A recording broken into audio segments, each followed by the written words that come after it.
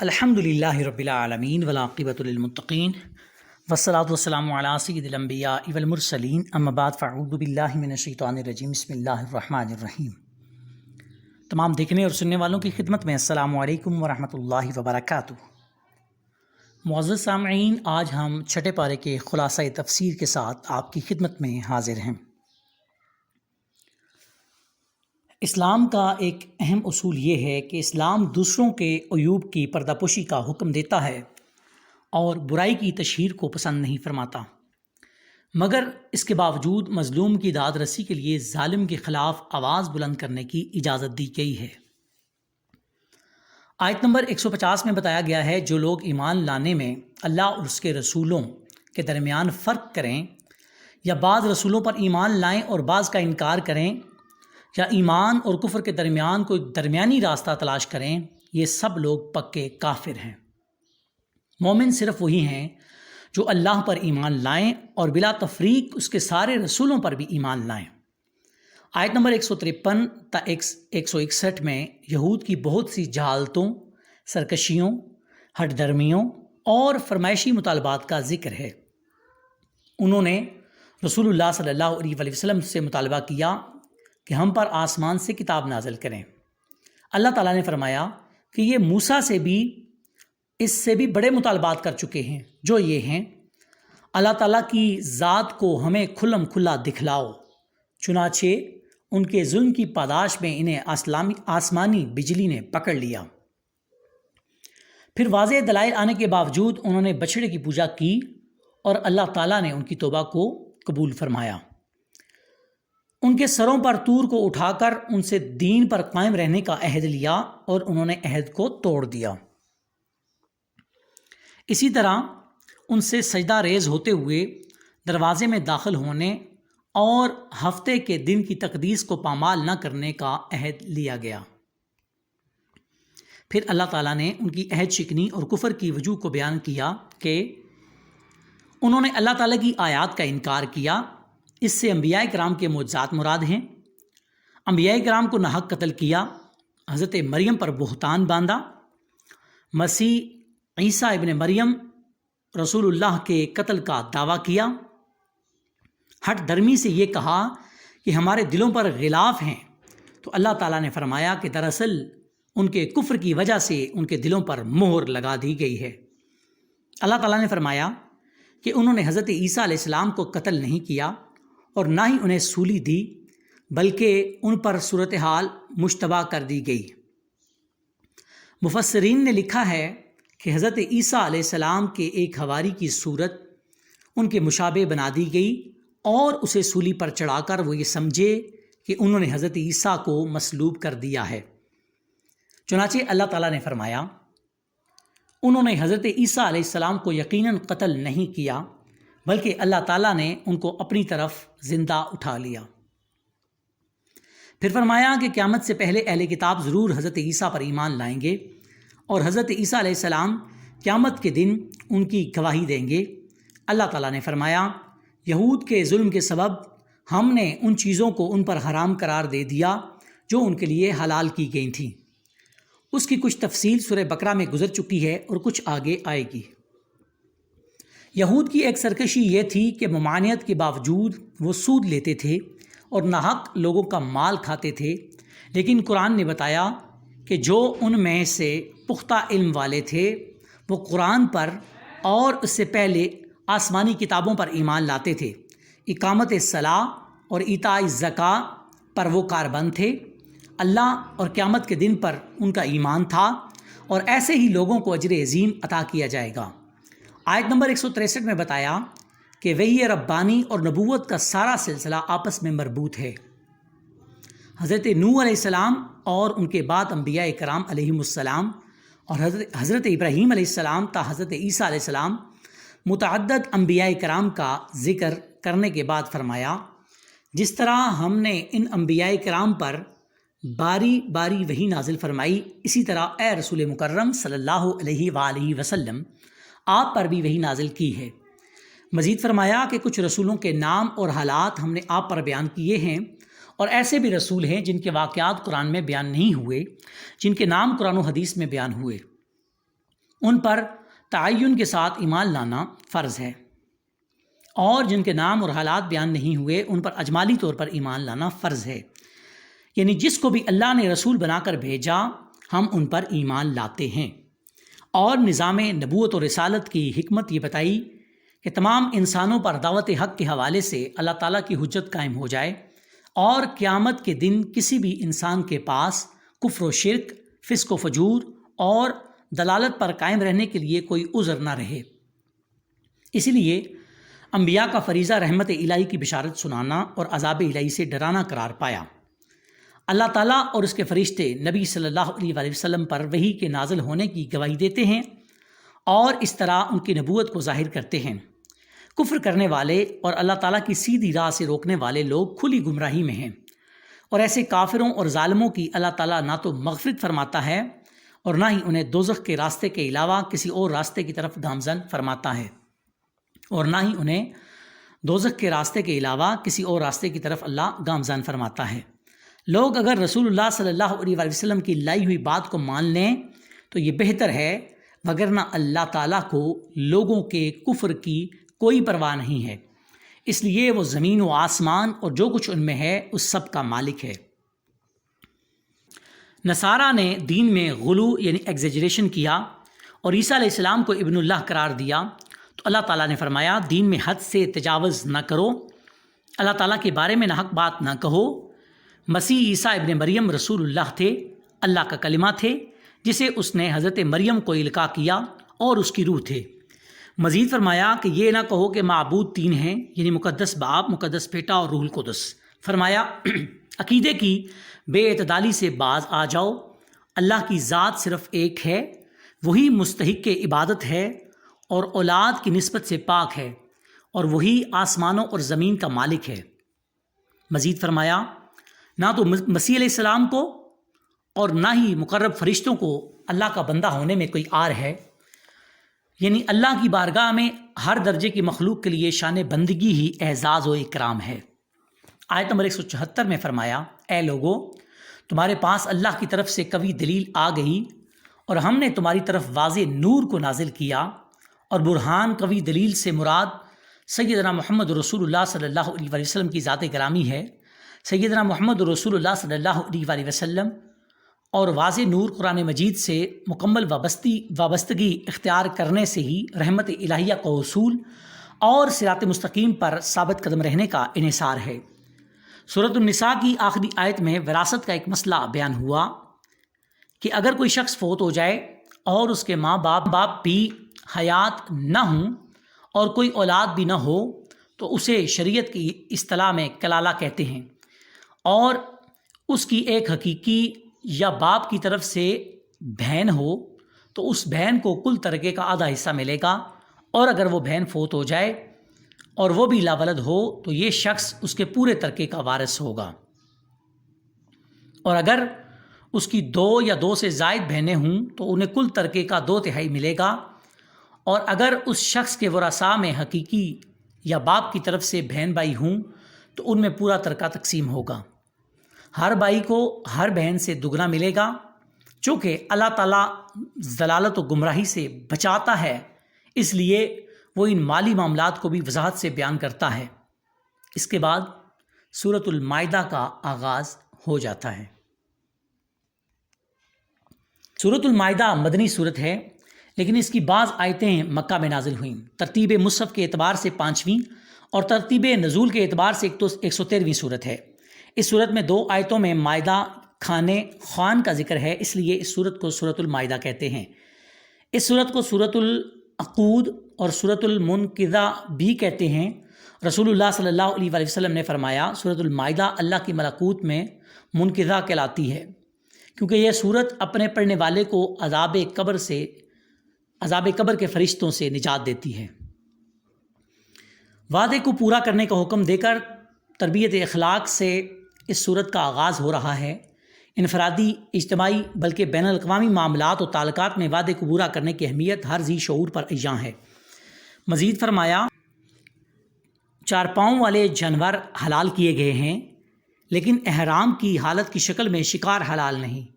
مزید فرمایا کہ اللہ تعالیٰ کی نشانیوں اور حرمت والے 4 مہینوں کی بے حرمتی نہ کرو۔ اس طرح کعبہ میں بھیجی ہوئی قربانیوں اور جن جانوروں کے گلوں میں قربانی کی علامت کے پٹے پڑے ہوں ان کی بھی بے حرمتی نہ کرو، اور یہ کہ احرام کھولنے کے بعد شکار کر سکتے ہو۔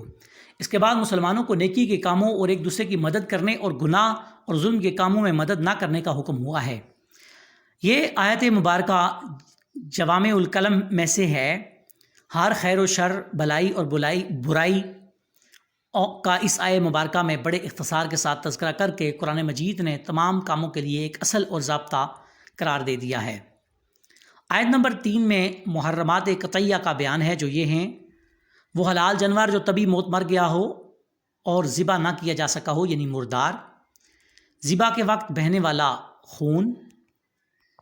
خنزیر کا گوشت، جس جانور پر ذبح کرتے وقت غیر اللہ کا نام لیا گیا ہو،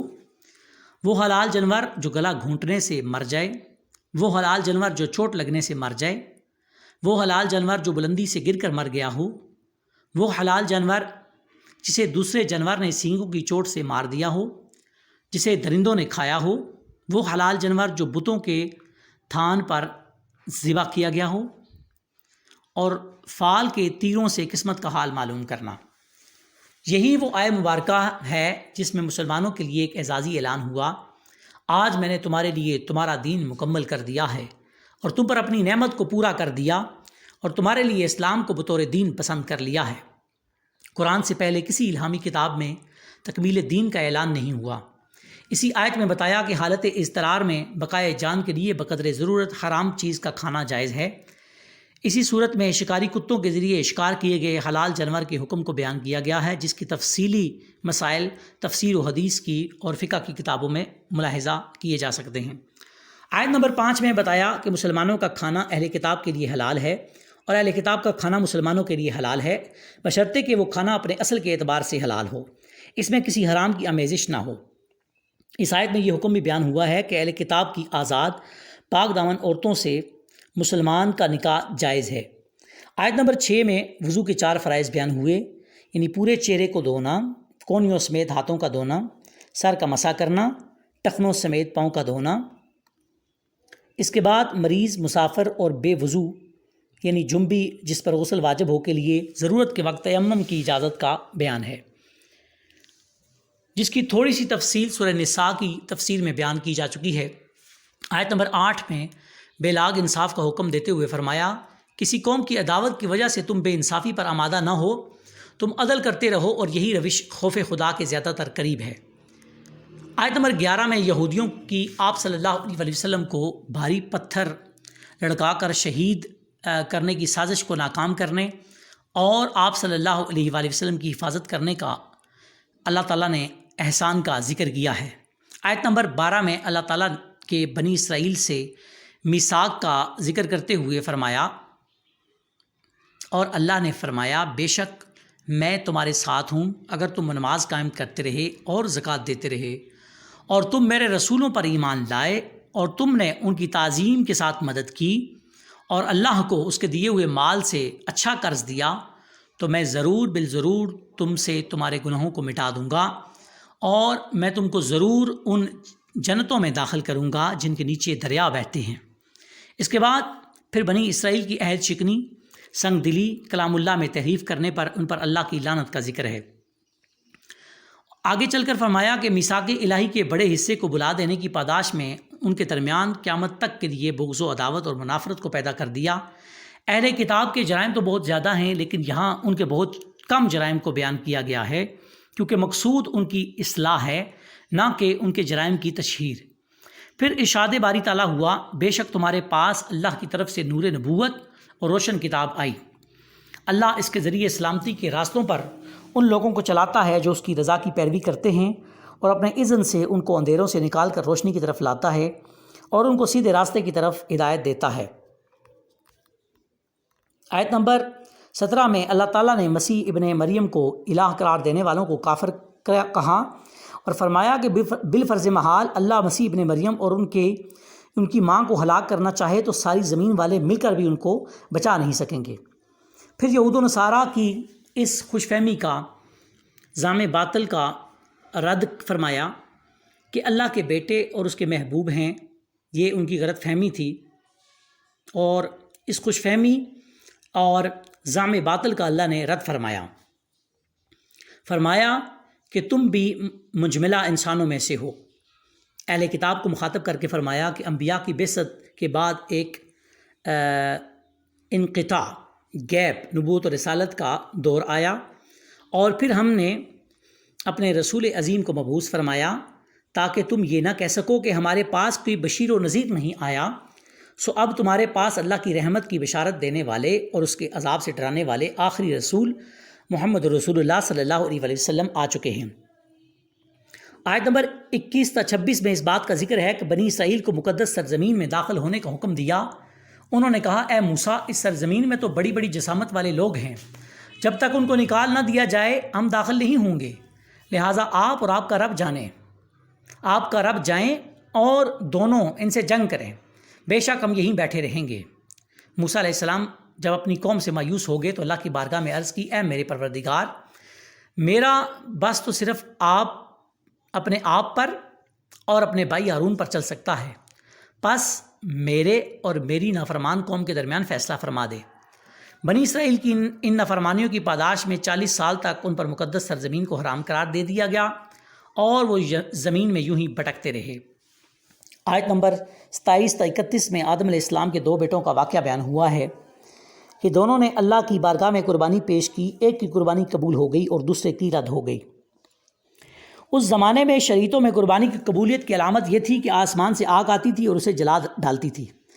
قابیل جس کی قربانی رد ہوگی، اس نے غصے میں اپنے بھائی حابیل کو قتل کر دیا۔ اس قربانی کا پس منظر کتب تفسیر میں مذکور ہے۔ پھر قابیل کو یہ سجائی نہیں دے رہا تھا کہ اپنے بھائی کی لاش کے ساتھ کیا کرے، پھر اللہ تعالیٰ نے کوا بھیج کر اسے لاش کو زمین میں دفن کرنا سکھایا۔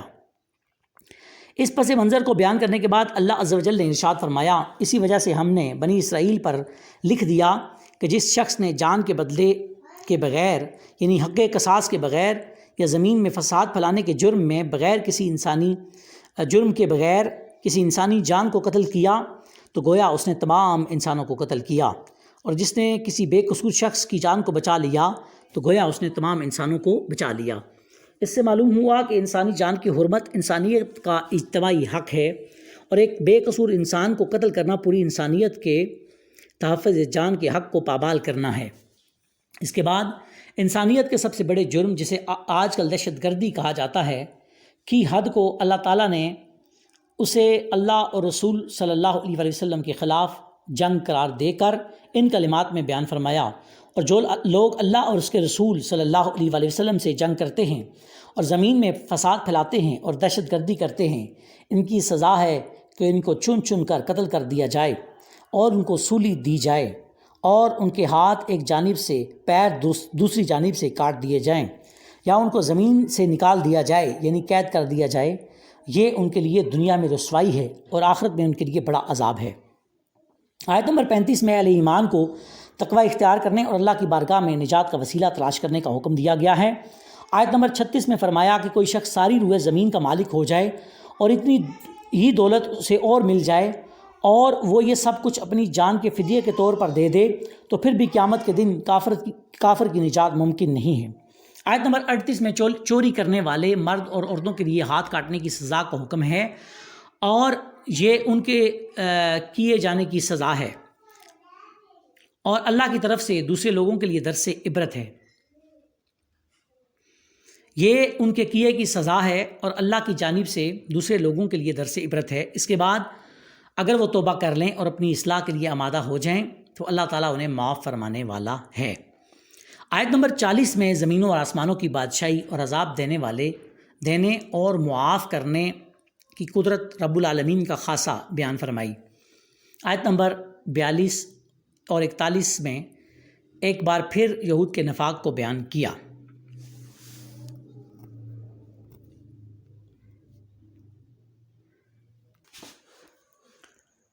زبان سے ایمان کا دعویٰ کرتے ہیں اور دلوں میں نفاق ہے،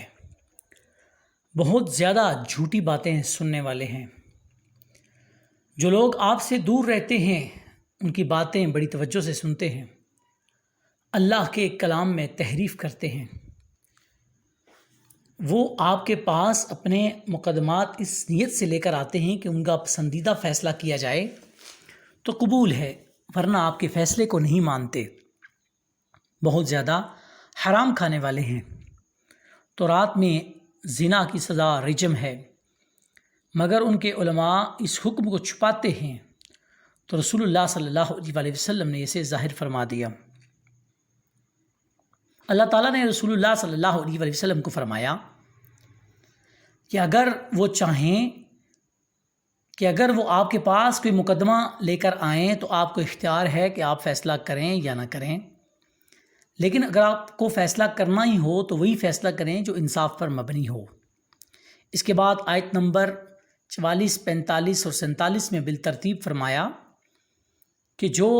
اللہ تعالیٰ کے نازل کیے ہوئے احکام کے موافق فیصلہ نہ کریں وہ کافر ہیں، ظالم ہیں اور فاسق ہیں۔ یعنی جو اتنا سرکش ہو کہ اللہ کے حکم کو سرے سے تسلیم ہی نہ کرتا ہو تو وہ کافر ہے، اور جو اپنی ہٹ درمی یا بے عملی کی وجہ سے نافذ نہ کرے تو وہ ظالم اور فاسق ہے۔ آیت نمبر 44 میں فرمایا کہ ہم نے تورات کو نازل فرمایا، اس میں ہدایت اور نور ہے، اسی کے مطابق انبیاء جو ہمارے فرما بردار تھے یہودیوں کو حکم دیتے تھے، اور اللہ والے اور علماء اس لیے کہ اللہ کے کتاب کے محافظ ٹھہرائے گئے تھے، یعنی تورات کی حفاظت کی ذمہ داری علماء یہود کی تھی، اس وجہ سے اس میں تحریف ہوئی، جبکہ قرآن حکیم کی حفاظت کی ذمہ داری اللہ تعالیٰ نے خود لی ہے، اس لیے تحریف سے محفوظ ہے جو قرآن کا اعجاز ہے۔ آیت نمبر 45 میں قانون قصاص کو بیان کیا گیا ہے کہ جان کا بدلہ جان،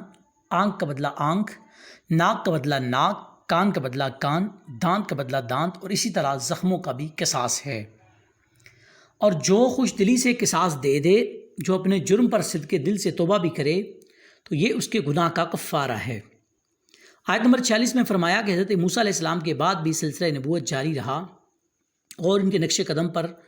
حضرت عیسیٰ علیہ السلام تشریف لائے۔ انہوں نے تورات کی تصدیق کی اور ان کو انجیل دی گئی جو تورات کی طرح سراپا ہدایت و نور تھی۔ تورات اور انجیل کے بعد قرآن اور اس کی خصوصیات کا ذکر فرمایا کہ قرآن کا نزول حق کے ساتھ ہوا ہے اور یہ پہلی کتابوں کی تصدیق کرتا ہے، اور یہ کہ قرآن ان کتب پر مہیمن یعنی محافظ، نگران اور نگہبان ہے۔ آیت نمبر 48 اور 49 میں بتایا گیا کہ اللہ تعالیٰ نے ہر امت کے لیے ایک شریعت اور واضح رائے عمل مقرر کی ہے۔ اگر اللہ کی مشیت ہوتی تو سب کو ایک امت اجابت بنا دیتا، لیکن اس نے اپنے بندوں کو اختیار دیا ہے کہ وہ حق و باطل جس راہ کو چاہیں اختیار فرمائیں۔ اس میں نیک و بد کی آزمائش ہے، سو نیکیوں میں سے ایک دوسرے سے آگے بڑھنے کی کوشش کرو۔ باطل پرستوں کی خواہش کا بیان ہوا کہ وہ تو صرف جاہلیت اور اندھیر نگری چاہتے ہیں، جبکہ اللہ تعالیٰ کا دیا ہوا نظام و حکم انتہائی بہترین اور عمدہ ہے۔ آیت نمبر 51 میں بتایا گیا کہ یہود و نصارہ کو اپنا دوست نہ بناؤ، مسلمانوں کے مقابلے میں وہ ایک دوسرے کے حامی اور دوست ہیں، لہٰذا جو ان کی دوستی اختیار کرے گا وہ انہی میں سے ہوگا۔ اور منافقین جو گردش میں آنے سے ڈرتے ہیں، جب اللہ تعالیٰ مسلمانوں کو فتح سے نوازے گا تو یہ لوگ اپنے طرز عمل پر نادم ہوں گے۔ آیت نمبر 54 میں بتایا کہ اللہ کا دین کسی کا محتاج نہیں ہے، اللہ تعالیٰ چاہے گا تو ایسی قوم پیدا فرما دے گا جس سے وہ محبت کرے گا اور وہ اللہ سے محبت کرے گی۔ وہ مسلمانوں کے لیے نرم دل ہوں گے اور کافروں پر سخت ہوں گے۔ آیت نمبر 56 میں فرمایا جو اللہ اور رسول اور ایمان والوں کو دوست بنائے تو بے شک اللہ کی جماعت ہی غالب ہے۔ آیت نمبر 57 میں بتایا کہ اہل کتاب میں سے دین کو مذاق بنانے والوں اور کافروں کو دوست نہ بنانا۔ آیت نمبر 60 میں اللہ تعالیٰ نے فرمایا بدترین سزا ان لوگوں کی ہے جن پر اللہ تعالیٰ نے لعنت فرمائی، ان پر غضب فرمایا، انہوں نے شیطان کی عبادت کی اور ان میں سے بعض کی صورتوں کو مسخ کر کے بندر اور خنزیر بنا دیا۔ آیت نمبر 61 اور 62 میں منافقین یہود کی بے ایمانی، جھوٹ، گناہ، زیادتی، حرام خوری کے کاموں میں تیزی سے بڑھنے کا ذکر ہے۔ آیت نمبر 63 میں یہود کی ان بدعمالیوں پر علماء و مشائخ یہود کے خاموش رہنے اور فرائض منصبی سے غفلت برتنے کی مذمت فرمائی ہے۔ آیت نمبر 64 میں یہودیوں کے اس گستاخانہ جسارت کا ذکر فرمایا کہ خدا کے لیے فقیر اور بخیل جیسے الفاظ استعمال کیے معاذ اللہ۔ اللہ تعالیٰ نے ان کا رد کرتے ہوئے فرمایا کہ ان بدبختوں کے ہاتھ جکڑے ہوئے ہیں اور اس گستاخانہ قول کے سبب ان پر لعنت ہو، بلکہ اس کے دونوں ہاتھ کھلے ہیں، جیسے چاہتا ہے خرچ کرتا ہے۔ آیت نمبر 66 میں فرمایا کہ اہل کتاب اگر تورات اور انجیل کے احکامات پر عمل کرتے تو ان کو فراخ رزق دیا جاتا، اور فرمایا کہ ایک اعتدال پسند جماعت کے علاوہ اہل کتاب مجموعی طور پر برائیوں میں مبتلا ہے۔ آیت نمبر 67 میں اللہ تعالیٰ نے فرمایا، اے رسول، آپ کے رب کی جانب سے جو کلام آپ پر نازل کیا گیا ہے اسے لوگوں تک پہنچا دیجئے، اور اگر بالفرض آپ نے ایسا نہ کیا تو آپ نے اپنے رب کا پیغام نہیں پہنچایا، اور اللہ آپ کو لوگوں کے شر سے محفوظ فرمائے گا۔ آیت نمبر 68 میں اہل کتاب سے فرمایا کہ جب تک تورات، انجیل اور قرآن کے احکامات پر عمل نہیں کرو گے ہدایت نہیں پا سکو گے۔ آیت نمبر 69 میں فرمایا کہ ایمان کے داعی یہودی، صائبین اور نصارہ، ان میں سے جو بھی اللہ اور قیامت کے دن پر حقیقی معنی میں ایمان لائے اور نیکی پر کاربند رہے تو ان پر کوئی خوف ہوگا نہ کوئی غم۔ اس کا مطلب یہ ہے کہ جب وہ اللہ پر صحیح معنوں میں ایمان لائیں گے تو اللہ کے تمام احکامات کو قبول کریں گے۔ قرآن اور خطب المرسلین صلی اللہ علیہ وسلم پر بھی ان کا ایمان ہوگا۔ اب وہ یہودی، نصرانی یا صابی نہیں رہیں گے بلکہ مومن ہو جائیں گے۔ آیت نمبر 70 اور 71 میں بنی اسرائیل کے انبیاء کے جھٹلانے اور قتل کرنے کا بیان ہے، اور اس کا سبب ان کی یہ خوش فہمی ہے کہ ان کو اللہ کا عذاب نہیں دیا جائے گا۔ آیت نمبر 73 سے 80 تک نصارہ کے عقیدے کی خرابیوں کو بیان کیا گیا ہے کہ وہ الوہیت عیسیٰ اور تثلیث کے عقیدے کے قائل ہیں، حالانکہ اللہ تعالیٰ کی ذات وحدہ لا شریک ہے، اور مسیح ابن مریم نے بھی بنی اسرائیل سے یہی فرمایا تھا۔ مسیح ابن مریم اسی طرح ایک رسول ہیں جس طرح ان سے پہلے رسول گزر چکے، اور ان کی ماں صدیقہ ہیں۔ وہ عام انسانوں کی طرح کھانا کھاتے تھے جو کہ احتیاج ہے، اور جو محتاج ہو تو وہ خدا کیسے ہو سکتے ہیں؟ نافرمانیوں، بے اعتدالیوں، حد سے تجاوز اور نیکی کا حکم نہ دینے اور برائی سے نہ روکنے کی وجہ سے یہود پر حضرت داؤد علیہ السلام اور حضرت عیسیٰ علیہ السلام کے ذریعے لعنت کی گئی۔ یہود کی بے اعتدالیوں کو بیان کرنے کے بعد فرمایا کہ مسلمانوں کے ساتھ سب سے زیادہ عداوت یہود اور مشرکین کو ہے، اور نصارہ میں عالم اور راہب ہیں اور وہ تکبر نہیں کرتے، اس لیے ان میں مسلمانوں کے دوست ہیں۔ آج ہم نے پارہ نمبر 6 کے مضامین کا تذکرہ کیا۔